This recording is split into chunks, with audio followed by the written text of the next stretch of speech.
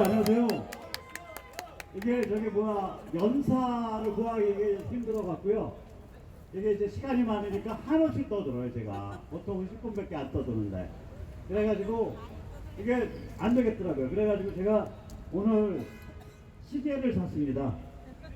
시계를 사가지고 이게 이제 앞에다 이렇게 놓으면 제가 오늘 한 20분만 떠들겠습니다.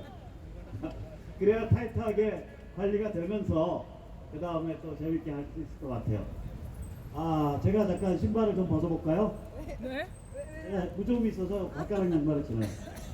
이 신발이 못생겼죠? 이 신발이 보시다시피 이 발가락의 형상이 있잖아요. 이게 이제 어글리 패션이거든요. 근데 이걸 살 때는 어글리 패션이 없었어요. 네. 이게 한 제가 이런 신발을 신기 시작한 지가 5, 6년 되는데 이걸 살 때는 어글리 패션이 없었어요. 근데 이게 이제 편하죠. 발가락 형상이 앞에 있으니까. 예, 근데 앞에서 이제 발가락에 놓으니까 편해요. 근데 이 얘기를 갑자기 왜 신발 자랑을 하냐. 제가 이제 트랙스타 저기 뭐야 영업사원이어서 자랑하는 게 아니라 엊그저께 신문을 보니까 어글리 패션이라는 게 생겼더라고요. 그러니까 이 남들 의식하지 않고 옛날과 좀 달리 좀 못생기게 물건을 만들어서 그 물건을 쓰는 게 이제 패션이 되는 세상이 된 거예요. 그래서 제가 그 신문을 그 기사를 한 두 번 보면서 무슨 생각이 들었냐. 진정성 게임이에요. 이게 진정성 게임. 남들이 뭐라고 생각을 하든 간에 내가 절실해서 내 영혼과 내 정신에서 우러나와서 내가 사느라고 몸부림치면서 나한테 약점도 있고 죄도 있겠지만 그러면서 뭔가 나아가는 그 모습이 진정성이거든요. 제가 영어 잘하니까 영어로 하면 어센티스티에서 액센트가 T에 있습니다.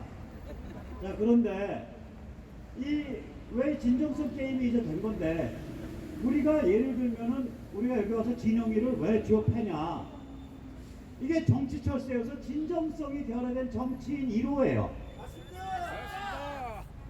진영이 그 나이 들어서 지금 국회의원이 4번째고 장관이 2번째인데 그렇게 부귀 영화를 누리면서 진정성이 바닥인 그런 인종이 어디 있습니까? 그런 인종을 그런 정치 철새를 뽑아준 용산구민은 호구입니까? 용산구민은 호구입니까? 저 따라서 한번 해보시죠. 용산은 정치 철새 도래지가 아니다. 말이 안 되는 거잖아요. 그렇게 진정성이 완전히 없는 인종을 국회의원이 결국은 4번이나 하고 당적을 바꿔가면서 장관을 2번씩이나 해쳐먹는 그런 참으로 그러니까 어떻게 사람이 저 정도까지 진정성이 없나 이런 생각이 드는 거예요. 저는 사실은 제가 인생을 좀 복잡하게 사는 놈인지 또 아시는 분은 아실 거예요. 그러니까 산을 한참 올라가다가 땀뻑뻑거리고 올라가다가 산 위에서 보니까 이 산이 아닌가벼. 그러니까 또 기어 내려오고 또 저 산인가 보다 그래서 또 기어 올라가다가 이 산도 아닌가벼 해서 기어 내려오고 그래서 제 후배 예를 들어서 그 베나TV 하는 장원재 같은 친구는 박 선배는 이생에서 인생을 3번, 4번째 살고 있다고 그래요. 근데 이제 무슨 말씀을 드리고자 하는 거냐면 그렇게 살아본 관점에서 보면 이런 식으로 진영이 같이 정치 철새를 튀어다니면서 산다는 게 저게 인생에 도대체 무슨 의미가 있나 저렇게 살아서. 그래서 참 우리가 진영군한테 일본말로 하면 일본은 군이라 그러면 높임말이잖아요. 그것도 정신연령은 진영보다 좀 높을 수 있으니까 진영군한테 인생에 대해서 조금 충고도 해줄 겸해서 격려를 해줄게요. 진영아! 정신 차려라! 인생이 불쌍하다! 이게 말이 안 되는 케이스예요, 사실은. 자, 이 사람에 대해서 제가 이제 안타깝게 생각하는 건 이거예요. 이 사람 이제 히스토리를 보면 이회창 때 이 사람 그야말로 경기 나왔을 거예요. 서울 법대 나오고 그야말로 엘리트 코스를 쭉 달려와서 이회창 때 픽업이 됐을 거예요. 그게 국회의원이 됐다고요. 그래가지고 구여권에서 3선을 했어요. 장관을 한 번 하고. 그 다음에 2016년에 공천을 못 받았어요. 그래서 열이 받아가지고 튀어나가서 당적을 바꾸고 민주당으로 입당을 해서 당선을 했단 말이에요. 저 같으면 거기까지는 이해를 할 수 있어요. 거기까지는. 제가 이해를 못하는 건 그 다음에 탄핵이 벌어지면서 대한민국이 해체되는 국면에 갔을 때 이거 안 된다라고 말할 수 있었던 거의 유일한 인물이 진영이었습니다. 맞습니다. 왜냐? 탈당을 해서 당적을 바꿔서 더불어민주당에 간 인간이 이거 안 된다. 이거 대한민국 해체로 가는 길이다. 이거 대한민국이 완전히 깔아앉는 길이다. 라고 증언할 수 있는 유일한 자격이 있던 사람이 진영이었습니다. 진영은 역사와 국가와 우리 자유시민 앞에서 그 막중한 책임을 완전히 까먹은 겁니다. 완전히 배반한 겁니다. 그는 배임이요 직무유기를 했습니다. 증인으로서의 직무를 유기한 겁니다. 옛날에 이제 우리가 공산혁명을 러시아에서 시작을 했죠. 그래 러시아 공산혁명이 터진 게 1917년입니다. 그 혁명은 아주 악마 같은 천재 블라디미르 레닌이 이끌었죠. 이 사람이 권력을 잡긴 잡았는데 그 다음에 러시아를 운영하려니까 복장이 터지는 거예요. 속을 한 7년 썩이다가 죽었어요. 금방 죽었어요. 1924년에 죽었습니다. 레닌이 1924년에 죽었을 때 윈스턴 처칠이 한 말이 있습니다. 뭐라고 말했냐? 러시아를 제자리로 돌려놓을 수 있는 유일한 사람이 죽었다. 그렇게 말을 했어요. 진영이 바로 그 꼴입니다. 진영이 2016년 12월, 2017년 1월을 기준으로 했을 때 탄핵을 브레이크를 걸을 수 있었던 그 탄핵 광폭, 그 인격살인, 그 인민재판에 브레이크를 걸을 수 있었던 거의 유일한 가장 강력한 브레이크를 가진 인간이었습니다. 제가 1994년에 김일성이가 죽었을 때 저도 윈스턴 처칠을 본따서 한마디 했습니다. 북한을 연착륙시킬 수 있는 유일한 사람이 이제 죽었다. 김일성이만이 북한을 연착륙시킬 수 있는 거예요. 그래서 김정일이가 김일성이를 잡아 죽였다고는 소문이 도는 거 아닙니까? 김정은이는 쟤는 북한 연착륙시키려고 해도 연착륙이 안 되는 애예요. 쟤는 그 권위와 지도력을 안 갖고 있어요. 김일성만이 북한을 연착륙시킬 수 있었던 사람입니다. 1994년에 김일성이 죽었을 때 제가 북한을 연착륙시킬 수 있는 유일한 사람이 죽었다라고 말했습니다. 마찬가지입니다. 2016년 겨울, 2017년 초에 탄핵 광풍이 몰아치고 인격살인이 몰아치고 인민재판이 몰아치고 대한민국이 해체의 나라로 처박힐 때 그때 이건 안 돼! 라고 선언할 수 있는 증인석에 앉아있던 사람이 바로 진영입니다. 맞습니다. 따라해주세요. 진영! 너! 뭐하고 사냐? 너! 뭐하러 사냐? 진영은 일설에 의하면 내년에 선거 투표에 이제 선거에 안 나온다 그럽니다. 아마 지금 장관이 됐으니까 안 나오겠죠. 그래서 용산에 와서 이걸 하겠다 그러니까 야 진영이 내년에 출마도 안 할 사람은 왜 가서 심판한다 그래. 그래서 하는 말이 있어요. 모든 평가와 심판은 과거에 대해서 이루어집니다. 맞죠? 우리가 평가와 심판 제대로 못해서 역사 해석을 제대로 못해서 대한민국 애들이 완전히 개판 역사 배우는 거 아닙니까? 우리가 지금이라도 2016년, 2017년에 무슨 일이 벌어졌냐 꼽아 나갈 때 반드시 평가하고 심판해야 되는 인물이 진영입니다. 따라해주세요. 진영! 기다려라! 너를 끝까지 심판한다!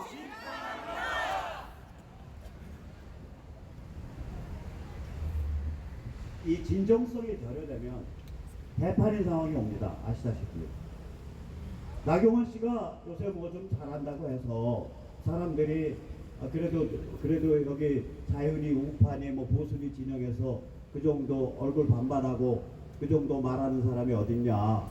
근데 왜 가서 공격을 하냐 뭐 이런 얘기를 하는데 이게 진정성이 없어서 그런 거예요. 지금요 국민들이 진정성에 굶주려 있습니다. 이게 좌파냐 우파냐 보수냐 진보냐가 아니라 진정성에 굶주린 시대가 돼요. 점점 더 그렇게 됩니다. 왜냐? 깡통진보 운동권 출신들이 태생 양아치라는 게 나날이 밝혀지기 때문입니다. 헌법재판관으로 거시게 된 이미선인가 하는 여자 보세요. 주식을 해서 돈을 벌었건 단타를 했건 그건 문제가 아닙니다. 문제는 뭐냐? 자기가 재판을 담당한 회사의 주식을 대량 거래했다는 게 문제 아닙니까? 맞습니다. 이건 내부자 정보가 아니라 내부자보다 더 슈퍼 상위에 있는 내부자, 그 회사의 손해와 이익을 자기 판정에 의해서 결정할 수 있는 그런 사람이 그 회사의 주식을 거래한 거니까 이게 운동권이요, 이게 인권이요, 이게 신보입니다. 이 대생 양아치들이. 양아치들아! 진영! 따라서 해서 진영! 너! 그 양아치들이랑 뭐하고 자빠졌냐? 어디 가서 놀 때 가서 놀아야지 이게 말이 됩니까? 그죠? 말이 안 되는 일이죠.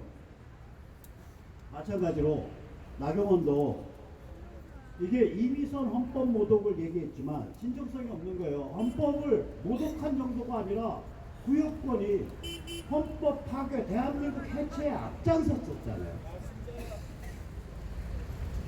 하나의 헌법재판관이 아니라 8명의 헌법재판관을 정치권과 조중동이 둘러싸가지고 겁질리게 해서 희한한 판결을 내리게 만들었지 않습니까? 그러면 지들은 헌법을 협박하고 파괴한 놈들 아닙니까? 그러면 최소한 반성은 하고 우리가 그 짓을 해놨더니 이제 이 지경까지 벌어졌다. 이렇게 공격해야 되는 거 아니에요? 우리가 그때 그 짓을 해놨더니 드디어 이미선 같은 자까지 헌법재판관에 적을 올리게 생겼다. 폭탄한다. 이렇게 말해야 우리한테 가슴에 와 닿는 거 아닙니까? 김경수 석방에 대해서 욕을 잔뜩 해놨더라고요. 오케이. 박근혜 감옥에 갇혀서 거의 몸이 작살났는데 왜 그 얘기는 안 하지? 그 얘기를 안 하고서 김경수를 거론할 수 있다라고 뇌구조가 잡혀있는데 나경원이가 똑같은 문제 아니에요. 하나는 풀어줘야 될 문제고 하나는 잡아넣어야 될 문제인데 똑같은 문제 아닙니까? 그러면 김경수는 석방하고 박근혜는 깜방에 쳐넣어가지고 거의 생명줄을 끊어가는 이 모진 통토가 뭐냐? 최소한 그 얘기는 나와야 될 거 아니에요. 맞습니다. 그래서 이 버르장머리들을 이 진정성이 결여되면 양아치가 되는 거거든요. 사람이 양아치가 별게 아닙니다. 진정성이 없으면 양아치예요. 진정성이 결여된 이 정치인이라고 불리는 국회의원이라고 불리는 특별한 종류의 유인원들에게 우리가 인간의 도리를 가르쳐줘야 됩니다.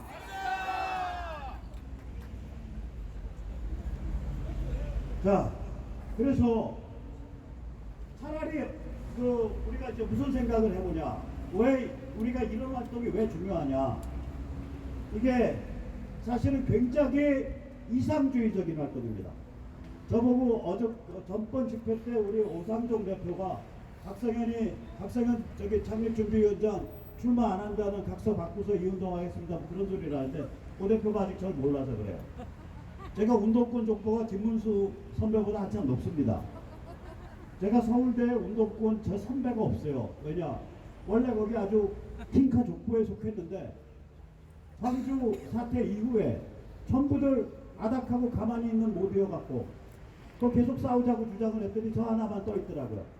그래서 80년 가을부터 저한테는 서울대 선배가 없어요. 80년 가을 이후는 저 서울대 운동권 선배로 인정을 안 해요. 그래서 저한테 선배가 없어요. 그래서 족보를 다시 만들었어요. 그 족보가 PD입니다. 지금 조국이가 PD의 족보로 따지면 제 고고 손자쯤 됩니다. 그 세대 족보로 따지면 조국이가. 근데 PD가 89년경에 완전 망가졌죠. 막스레닌주의 내려놓고 NL에 무릎을 꿇었죠. PD가 90년 89년 저기 산호맹 시절에. 저는 누가 찾아와서 선배님 저 PD 후배입니다 그러면 네가 오리지널 내가 하던 PD를 해도 이제 나한테 그 소리 하지 말고 거기다 너는 얘 망가진 PD 했잖아. 막 어디다 들이대냐. 제가 그렇게 야단을 치는데 지금 무슨 말을 제가 드리고 싶으냐면 사람은 우리가 지금 이 모인 사람들이 뭘 하고 있는 거냐. 우리가 결국 자유시민을 국민을 이끌어가는 역할을 하고 있는 거예요. 그죠? 아무것도 아닌 것 같으니 행동이 눈덩이가 되고 이게 시발점이 되고 이게 샘물이 되는 거라고요. 인간에겐 그런 역할을 하는 사람들이 있어요. 사회를 특정 시점에서 이끌어가는 역할을 그게 좋은 방향이든 나쁘던 방향이든 그 업보가 있다고요. 제가 어린 나이에 이상한 짓을 막스 레인주의에 빠져가지고 12년을 겁대가리 없이 글 쓰고 떠들던 그게 있어서 그 다음에 저는 20년 동안 침묵을 했습니다. 2008년경까지 침묵을 했어요. 왜냐? 그 업보가 무서워서 사회정치적 발언과 행동을 못 하겠더라고요. 그러다가 제가 이거 안 되겠다라고 생각한 게 광우뻥 난동을 보고 생각을 했습니다. 저는 그전까지만 해도 운동권 후배 동료들 시간이 지나면 순치될 거라고 생각을 했어요. 나이가 들면 세상 이치 알고 광우뻥을 보니까 이것들은 순치되는 게 아니라 아주 극악한 잔류성 오염물질 산업 폐기물로 스스로를 타락시켜가고 있는 겁니다. 없애야 된다는 생각이 들더라고요. 그래서 제가 이 바닥에 2009년에 들어왔어요. 그때부터 제가 사회정치적 발언을 했습니다. 제가 지금 책만 봐도 번역한 책만 봐도 사회정치적 책이 4권 중에 1권밖에 없어요. 제일 처음에 번역한 책은 니체의 책이고 2006년에 출간됐을 때 제 이름 걸기가 싫어서 백석현이라는 가명으로 걸었어요. 백모의 원형입니다. 그 이름이. 그 다음에는 개인이라 불리는 게 저기가 철학책이고 그 다음엔 정치 철학책이고 그 다음에는 인류 진화과학에 대한 책이에요. 그러니까 다시 한번 제가 구구절절 얘기하는 게 뭐냐. 지금 유튜브 다 중계하시는데 이런 일 하니까 사람들이 제가 직업정치계로 나갈 거라고 생각을 하는 거예요. 안 그렇습니다. 맹세할게요. 심판연대는 정치적 이해관계를 초월한 유권자 조직이다. 그겁니다. 그래서 저희가 조직 만들기가 어려워요. 왜냐면 이해관계가 없잖아요. 정당을 따라다니면 하다못해 구의원도 하고 시의원도 하고 재수 좋으면 국회의원도 하고 더 재수 좋으면 장관도 하고 하는데 이거는 이 겨울에 와서 저희가 10,000원 미팅이잖아요. 애프터 하면 또 10,000원씩 내야 되잖아. 배추님 미팅 아니에요. 이거 해봐야 돈 깨져, 시간 깨져, 건강도 피곤해. 특히 밤에 집회 나오시면 특히 어르신들 조심하세요. 야간 집회는 주간과 달리 피로도가 서너 배가 높아요. 주간을 다 활동을 하고 기온이 떨어져 갈 때 나오는 거라 훨씬 더 피곤합니다. 이런 짓을 하면서 우리가 얻으려고 하는 게 개인적으로는 없는 거예요. 우리는 공익을 위해서 나오죠. 그죠? 우리는 공공을 위해서 나오죠.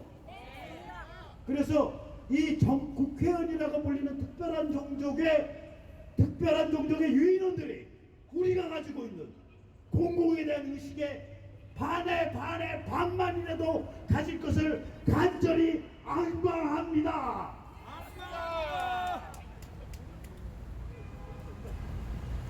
자, 그래서 우리가 그럼 지는 싸움 아니야. 이기는 싸움 합니다. 왜냐?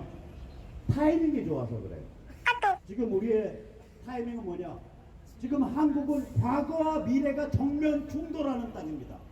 과거는 유럽과 미국이 해체, 사회의 근본 도덕과 기강이 해체돼가는 PC 좌파 글로벌리스트의 시대였습니다. 과거 보시면 과거는 중국 공산당이 중국을 개혁개방으로 이끌면서 승승장구하던 시대였습니다.